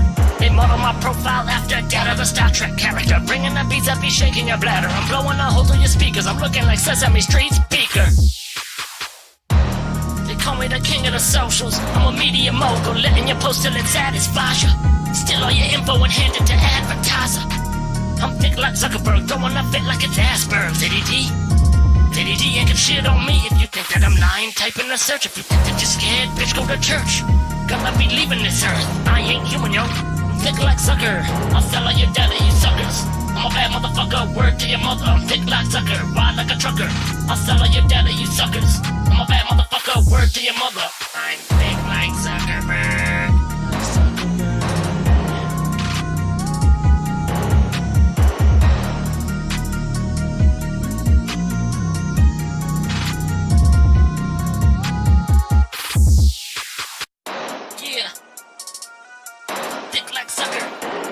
Trucker. Sell all your data, you suckers. I'm a bad motherfucker. Alright, that's thick like Zucker. Thick like Zucker. Wide like a trucker. I'll sell all your data, you suckers. Okay, I'll probably play another JT33 on the way out. We've got Gaia's Revenge, which I haven't played in a while, so I'm going to have that one queued. One of the lyrics, he said, I ain't human, yo. That's one of the things to look forward to is the new man. The transhumans, they will see themselves as better than you. Like, I ain't human, yo, better than you. And that's kind of the meaning in this TV show I'm watching called Human. Let's see, this week we've talked about the death of Meatloaf, supposed death, the Mandela Effect, that controversy there. By the way, Meatloaf was anti-vax, anti-lockdown, had COVID. You know, that to me says he's probably not dead. He's probably hanging out at Crisis Actor Island where the rest of them go. If you're looking at the screen, you have JFK spotted at the Trump rally. So the caller, 5 Minutes of Fame, had mentioned if JFK was alive today, he'd be a Republican. Well, yeah, there he is. There's JFK at a Trump rally. I would say Republican. All right. By the way, we have been migrating YouTube channels left and right. So if you don't have a wrench, you're on the wrong one. Go to infiniteplane.radio. And that will take you to the correct channel. We're almost at 1,000 subs. Once we get there, we'll be on 7 nights a week. So again, if you want to get into the one that's on the screen, go to infiniteplane.radio and click the link on the top. And then everyone who's in there, say hi in the chat, and I will be handing out the wrenches. All right, so we talked about the escaped monkeys for a minute. I mean, whenever I see these events, I have to just assume it's more than just a story about 100 monkeys from a lab having escaped. Bob Saget predicted his own death. He died recently, supposedly, but in October he had this video clip we have where he was in a podcast, and he said something like that he was going to be found dead in a bed. And then before he dies, he sends an Instagram post that says he's going to keep on touring until he gets the special shot. I mean, a couple of ominous things. Betty White died recently, supposedly. Her death was mentioned on New Year's, commemorated. Her name was all in the news, New Year's. Very significant if you look at the timing, specifically of New Year's Eve as it relates to the dog star. So we've been looking at a lot of these celebrity deaths, with a very skeptical eye. And I have reasons to think, it's not unbelievable that a 74-year-old or a 99-year-old would die, but it is believable too that there's a pattern here. And whenever you have these celebrities, you're also looking at propaganda mouthpieces. So Meatloaf dying at 74 of COVID-19 after being a vocal anti-vaxxer, I'm not really buying it. Another thing about Meatloaf, he claims he was at the JFK assassination, that he saw blood on the Lincoln, that he actually saw Kennedy's blood. So that should tell you that he's a lifelong crisis actor in on the major league psyops of our time. I mean, the JFK fake assassination, in all likelihood, was directed by Kubrick. And you can find a Kubrick-Oswald connection if you just follow the Riley's Coffee to NASA pipeline. It makes sense. It all fits. Here on the screen you have Bob Saget talking to Betty White. So what should we have for dinner? How about meatloaf? And yeah, they're all out there at Crisis Actor Island in all likelihood. Mary says they killed her character. Sleazed her out at the end. Reference to Betty. Right. Crisis Actor Island must be a blast, says David A. Pryor. Yeah, you can hang out with Floyd and Chauvin, Waynell Sexton, and who knows, maybe some of the people who are still alive can go back and forth. Like David Hogg, he goes and he parties with the Sandy Hook kids he killed in 2012 when he played Adam Lanza. Hang out with Gabby Petito in the back of the van. Party with her and Brian Landry. Yeah, I would go to Crisis Actor Island. All right, continue. We talked about JFK Jr., a rare interview where he makes a very weird Pizzagate joke about a 9-year-old Monica Lewinsky who describes herself as a piece of pizza, and he publishes this 9-year-old's letter in George Magazine. And then Jay Leno says to him how it's amazing that children know what they want to be when they grow up. Let me play that one more time, because this is JFK Jr., who came here to save us from the elite that eat the pizza. And here he is making a joke about Monica Lewinsky being pizza. Grade. Actually, not in ninth grade, when she was a 9-year-old. And I know I'm going to rot in hell eternally for this, but can I maybe just give it a sample? Yeah, give a sample. Okay.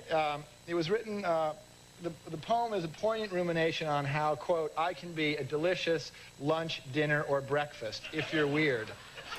It's kind of low volume. JFK's reading the letter from Monica. She says she can be a lunch, dinner, breakfast if you're weird. She describes herself as a piece of pizza, after which...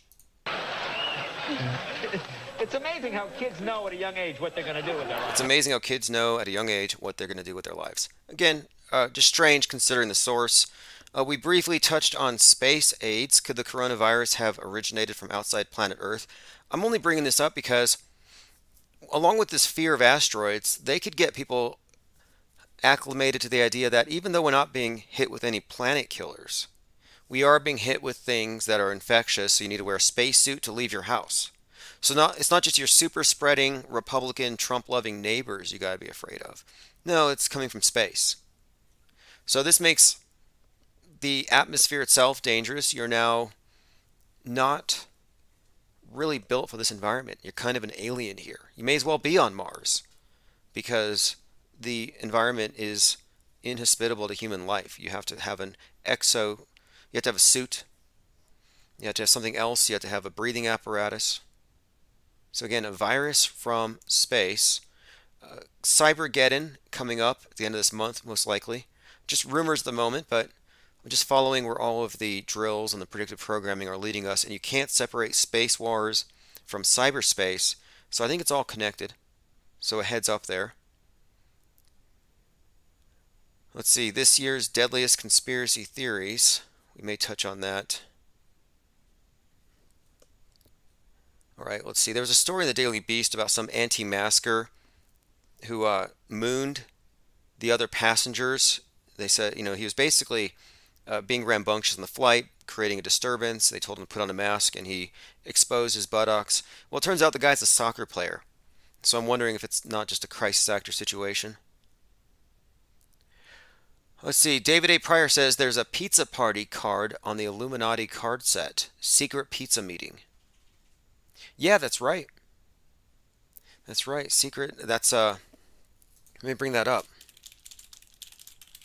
Now, I'm not saying there's any veracity to these claims, or if there is anything to the Pizzagate thing, there's no way it's just the Democrats.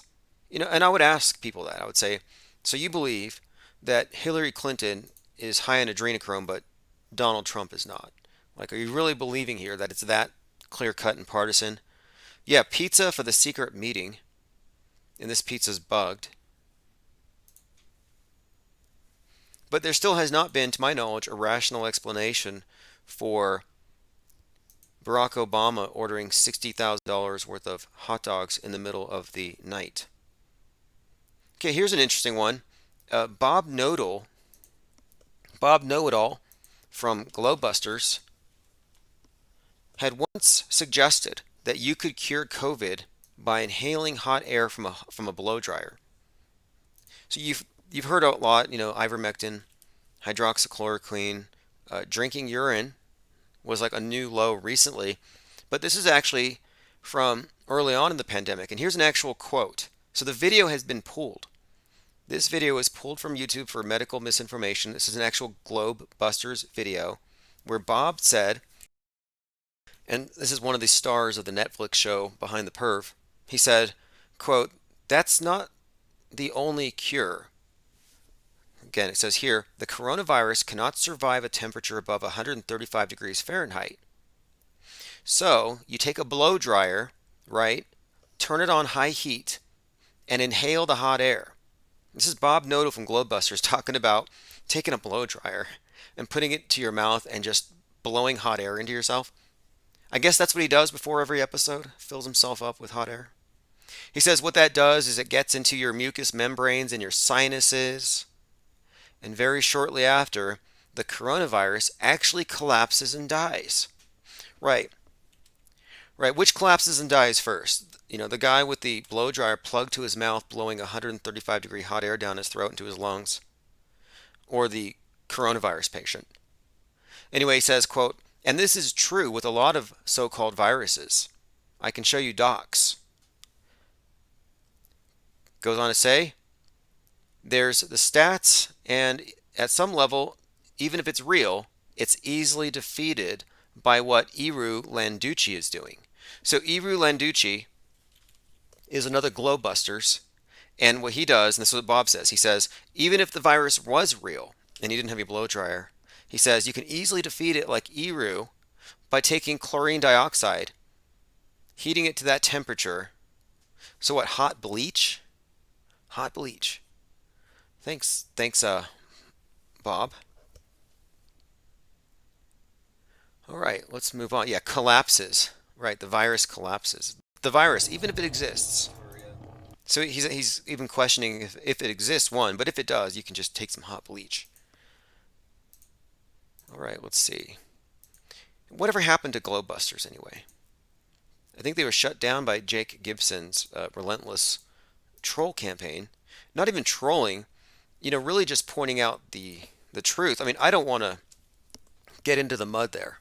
It's pretty bad, but there are some pretty low points that have been reached by the so-called flat Earth community / cult or religion. Fiammy Forney says, "Who do you think Betty White will come back as?" For all we know, she died. Maybe she hasn't, but whatever it is, the timing of the death was portrayed at a certain time. And I talked about this on New Year's, and I have a theory. My explanation, it has to do with the dog star in particular. She was on the cover of the Drudge Report as a trail blazing star. Well, on New Year's, the blazing star, as the Masons call it, or Sirius, reaches its highest point at midnight, and then it falls the rest of the year. So the countdown is actually a way of adulating, worshiping that star, which reaches its highest point. But the Masons call it the blazing star. It's also a white star. We're talking about Sirius. It is also known as the Bethlehem star. So you got Bethlehem, Betty, White, New Year's, trailblazing star, all these things kind of being put out there at the same time.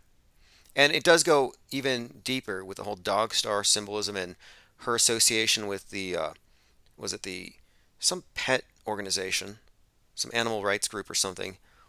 But anyway, my point is, I think that they use these deaths ritualistically, or they use them for propaganda to carry messages like Meatloaf. Like, hey, Meatloaf, you're probably going to die in the next 10, 15 years anyway, so cash out now and be a crisis actor.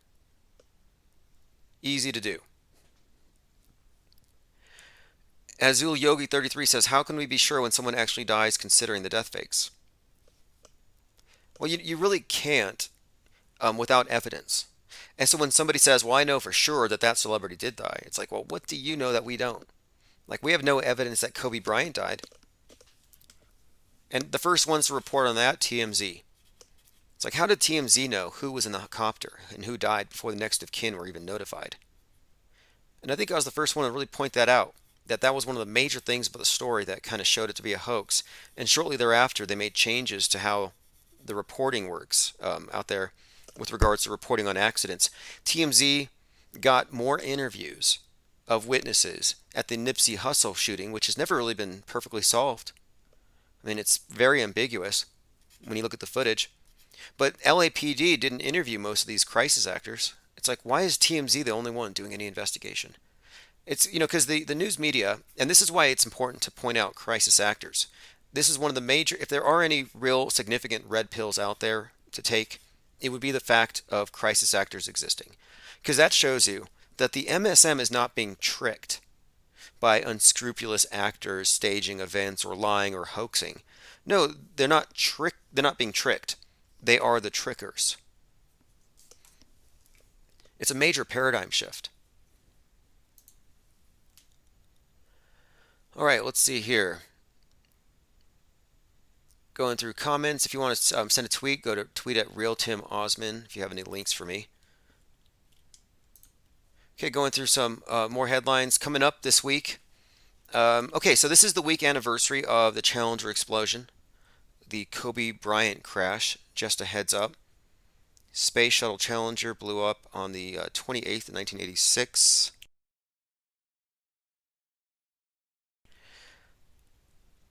All right, I have another voicemail. I'm going to finish playing this one. I had this one from Echo Charlie. Bloated in a big mess of blood, and it reminds... Okay, here we go. Yeah, she was talking about Meatloaf in a movie who explodes in a big mess of blood. Good morning, Tim. This is Echo Charlie. Last night, a guy on D-Live was going through some old Meatloaf movies, and there was a scene where he exploded in a big mess of blood, and it reminded me of your 5G activation take. It was him and Samuel Jackson in some movie. Might want to check it out. Okay, I saw a clip. Somebody sent it. I had to watch it again. Some clip, and I didn't watch it because it was a TikToker. And you know, TikToker conspiracy theorists are the most annoying people in the world. Because what the TikToker conspiracy theorists do is they find some information, but instead of putting it on the screen and talking about it, they put it on the screen, and then they put themselves on the screen in front of the information, and then they point at it. And so you can't read it because their index fingers always block what they're pointing at, and they're always rolling their eyes and making goofy faces. I can't follow them. It's just like it's like watching the person who's doing sign language, and it distracts you from the person who's actually talking. It's too distracting. But I saw a TikTok video correlating 5G to Samuel Jackson. I didn't know they blew up Meatloaf, so I'll check that out. Because 5G was activated on 119. None of my friends exploded, but I don't think any of them are goo-bloods. Do any of you know any goo-bloods who had an adverse reaction to the 5G activation? Let's see here. Commenter says, I don't think Kobe dies. We saw distant footage of wreckage on Highway 101. I think they dragged the footage up there. But there were some reports that it blew up in the sky, and there was a ton of predictive programming. I mean, how many examples can you point to of Kobe Bryant blowing up in helicopters, in cartoons, in commercials? Even the night before he died, there's an Instagram post by one of his friends where he's wearing a shirt that has him on fire. It's a obvious psyop, and we can prove that in a number of ways. Do you know who interviewed Kobe Bryant last before he died? Steve Jackson. Steve Jackson, the 42-year-old at the time, the guy who said he was twins with George Floyd. Like, what are the odds? And I have a lot of interesting connections there. And in that final interview, in All That Smoke, with Steven Jackson and Kobe Bryant, at the very end of the conversation, they have a Masonic grip. So they do this Masonic handshake thing at the end of it.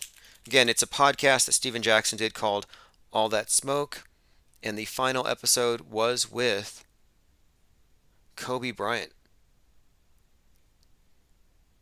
I'll go through that at some point, but it's noteworthy, especially if you dig into the connection between all of these characters and who are key players in the George Floyd psyop.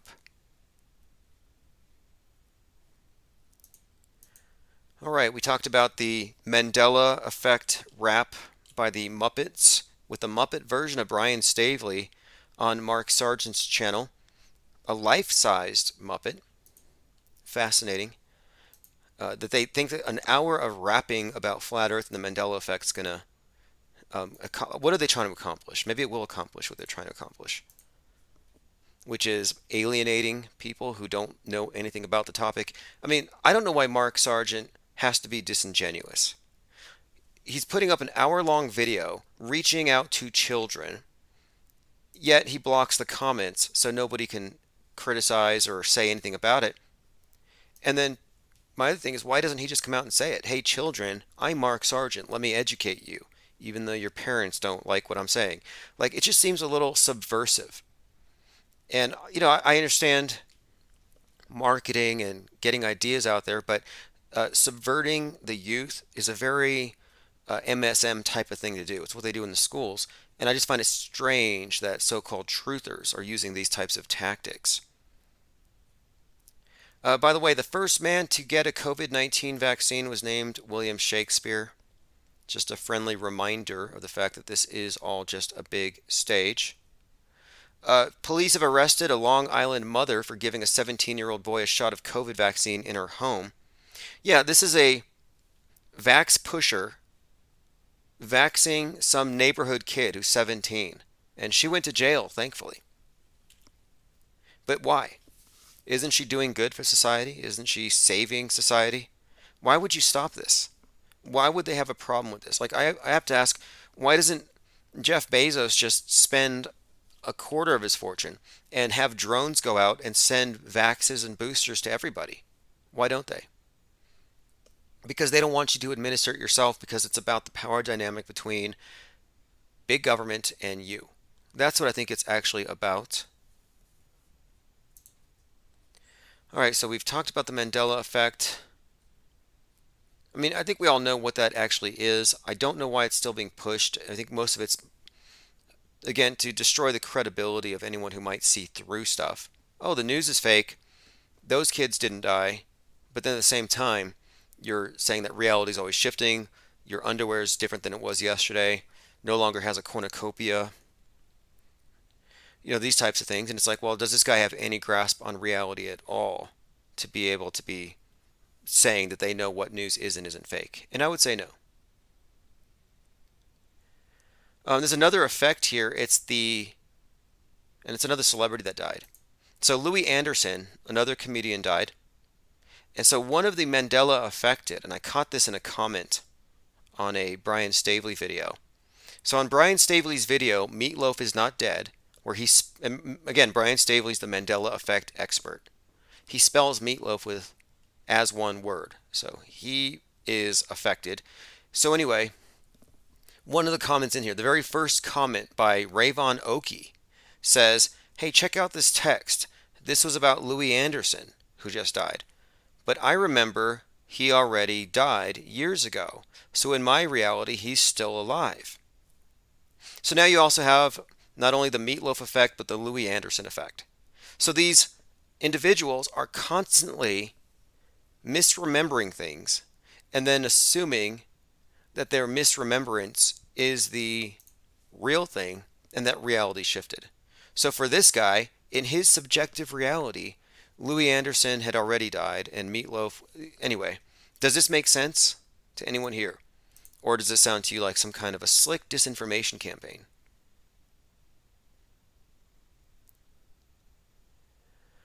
Okay, let me see here. Commenter says underwear does indeed differ per day. Well, this is actually the claims they make, is that the labels change. So you look in your drawer, the shirts are different. And it's like Occam's razor doesn't exist for these people. It's the opposite. Like, whatever is the most complicated explanation that requires the most number of leaps of logic is the one they're going to go with. So I think this is a world stage name. I mentioned him earlier, John Newman, on the technological singularity.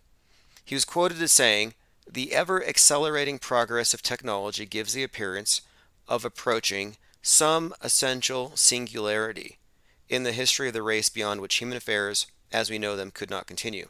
The point of no return, where we're so enhanced by technology it overtakes us. And I think this is where we're getting at with the Gaia, the global AI initiative here. This is the thing from the World Economic Forum. So you got this Global AI Action Alliance, where it's about using artificial intelligence as a new authority, higher than man, more ethical, purer, something like that. And of course, people are going along with it. But I think this might tie into this concept of, again, the singularity. And the guy's name, John Newman, I think ties into this idea of the new man. And the new man is the compliant, the obedient, enhanced, gets all the injections, the transhumanist. And transhumanism is, I think, kind of like, in a way, it's almost a new religious path. I think it's goes nowhere. I think it's a hoax. I think it has a false idea of salvation. Digital transcendence is a hoax. There's not going to be some eternal heaven in the metaverse. That's what they're actually selling them on. Space utopianism, it's all just to condition you for the here and now in hopes of something better to come. And it's always going to be a carrot on a stick. You're never going to actually reach it, if you ask me.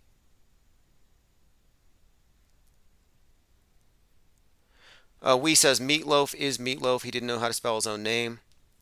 Yeah, well, he said that anybody who spelled it as one word was worthy of being choked and slapped.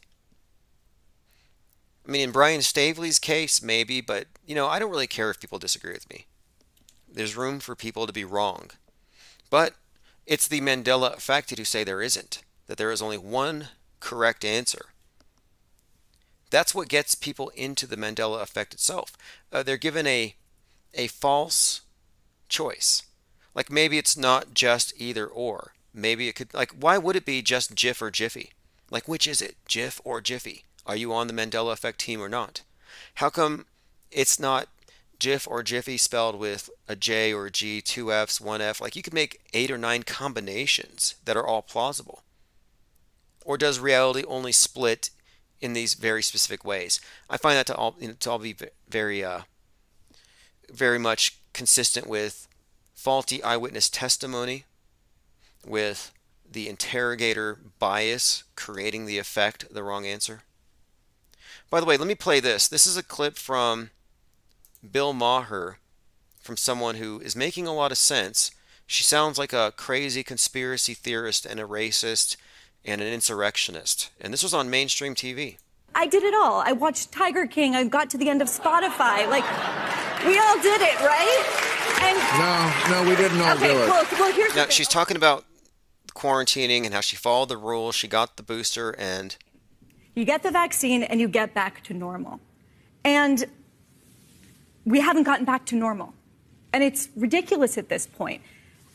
I know that so many of my liberal and progressive friends are with me on this, and they do not want to say it out loud because they are scared to be called anti-vax or to be called science denial or to be, smeared as a Trumper.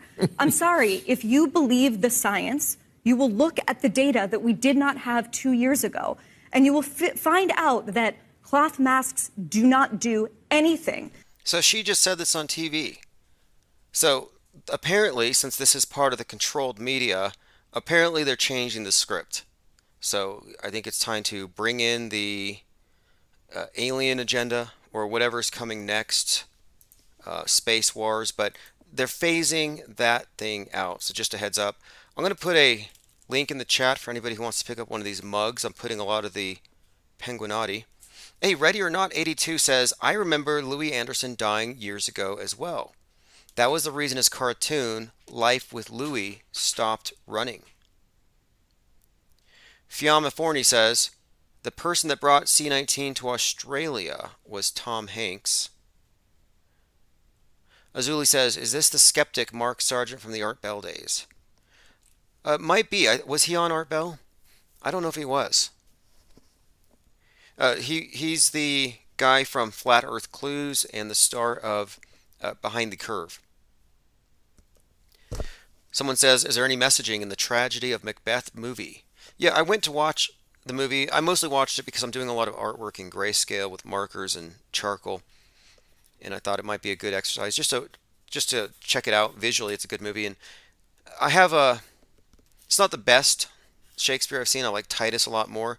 And I'm not really all that into depictions of just insanity. It's not that entertaining to me. Just a bunch of insane, like literal psychopathic behaviors. But as far as any messaging, I was underwhelmed by special effects. I think they could have done a lot better. But I didn't detect anything in the messaging, other than I've been looking for, is there any tie-in with the story of Macbeth as it might relate to this JFK thing, possibly. But no, I didn't really detect anything overt. But I'll keep an eye open though. I mean, the story of Macbeth had some tie-in if you look at King Kill 33. King Kill 33 is probably the first article that breaks down the symbolism in the JFK assassination. This is by James Shelby Downard. And in this article, he talks about the various scripting behind the JFK assassination, Masonic sorcery and the JFK assassination. And one of the things that he references is Macbeth, in addition to like the Wizard of Oz. You know, like Oswald is killed by Jack Ruby slippers worn by Dorothy when she takes out the Wizard of Oz. A lot of interesting storylines. You got the King Camelot thing, the killing of the king ritual. So Macbeth does kind of show up in there. There's a topic of ruling family and power shifts. Yeah, that's kind of the thing. So it does tie in many ways with this JFK story, but I don't know how far that's going to go. This QAnon JFK thing just seems to keep going and going. And I'm like, at some point, like 119, the QAnoners were all abuzz about this supposed popcorn day, and still nothing. But I think that might be the game. It's about hopium. It's about keeping them addicted to hopium. It's not about satisfying some need to be saved. Just like you're never going to be fully vaccinated. That's an illusion. It's an ideal. It's an impossible ideal. You could have your entire blood supply swapped. You could just be a pure goo blood, and you're still a super spreader. You're still a danger to everybody else. So there's no perfect salvation. It's a carrot on the stick. I think it's the same with all of these various salvation cons that they're selling people. And do we even need to be saved? I mean, JFK Jr., by all accounts here, by this joke he made about Monica Lewinsky, is an insider, if anything. Until somebody shows me something different, I mean, I'm still open to the possibility of a 106-year-old JFK being wheeled out on a wheelchair to put a crown on Donald Trump and expose the secrets of the deep state, but I don't know, my patience is wearing thin. Swedish security police warn of space wars with Russia and China.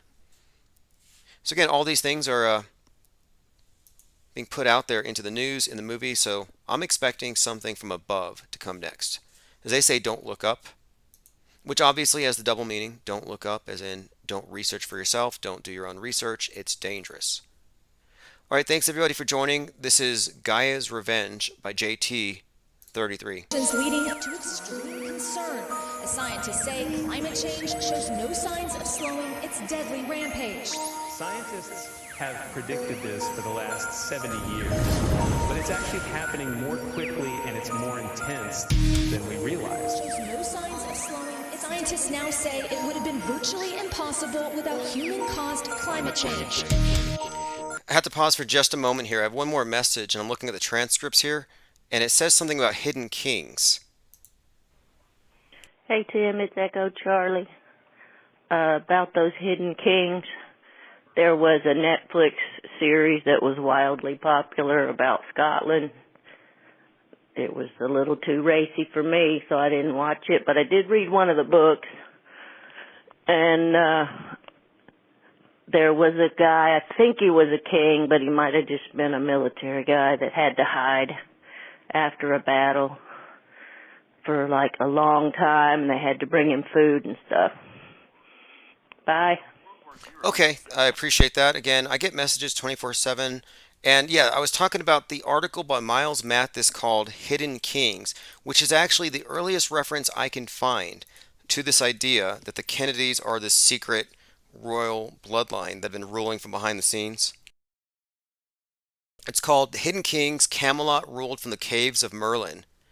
And it talks about this possibility of there being somebody from the Kennedy dynasty who's going to emerge in 2020 to expose the deep state or expose this factional war with the elites. It's very fascinating, but this to me it's out in 2009 is when it first came out. This tells me that the JFK coming back from the dead story is definitely much older than this recent QAnon emergence. And it's a much older and richer and deeper story. And Miles Mathis is very well appraised of how fake all of the Kennedy deaths are, including that of RFK, which I'm doing a little more research into. So, yes, anyway, thanks everyone for joining. We'll be back tomorrow. Should be interesting. Colin Kaepernick's going to be giving a speech tomorrow, closing sessions at some event coming up. And, I was looking at this really quick here on this Colin Kaepernick, and he's giving a speech. He received the RFK Award, which is interesting. Do you want an award named for someone who was shot? And he also received an Emmy Award alongside someone who worked with with Nike.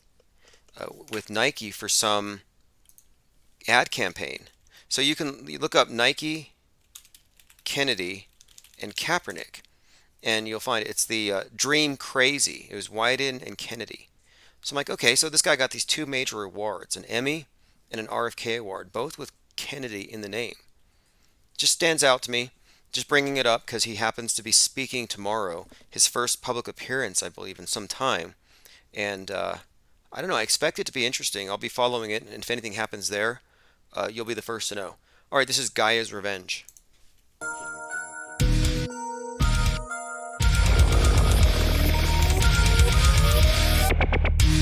The sea level's rising, and the media's dying. It's a means for control. The story we're told, waging forever the war of the sound. Where will you go?